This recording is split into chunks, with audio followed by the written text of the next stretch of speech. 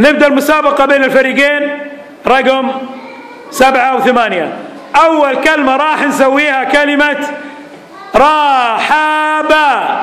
رحابة رحابة. تقدموا شوي. رحابة رحابة رحابة رحابة رحابة. ومين اللي فاز؟ هنا يا سلام 1-0. الآن راح نسوي كلمة حب. حبة حبة حبة. في واحد أكيد لازم يرجع ورا ما له دخل ولا يشيل القرطاسة. حبة حبة حبة. ومين اللي فايز يا شباب؟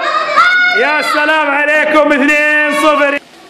الكلمة الثالثة هي را باحة. را باحة را باحة را باحة. مين اللي جابها أول؟ هنا يا سلام فاز فريق عبد الرحمن. ممتاز. الكلمة الجاية بحارة. بحر بحارة بحارة بحارة. اسمعوا كلام عبد الرحمن. اسمعوا كلام عبد الرحمن.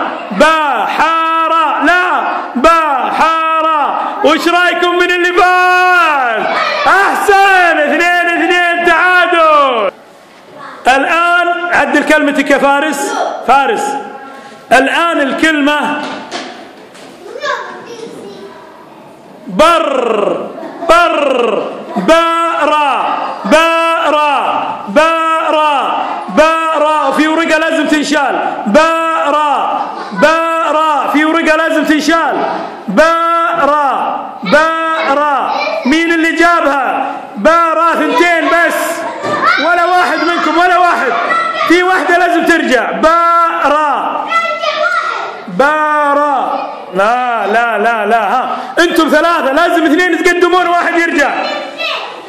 بارا بر بارا بارا. والفريق اللي فايز منه يا شباب؟ هنا الفايز.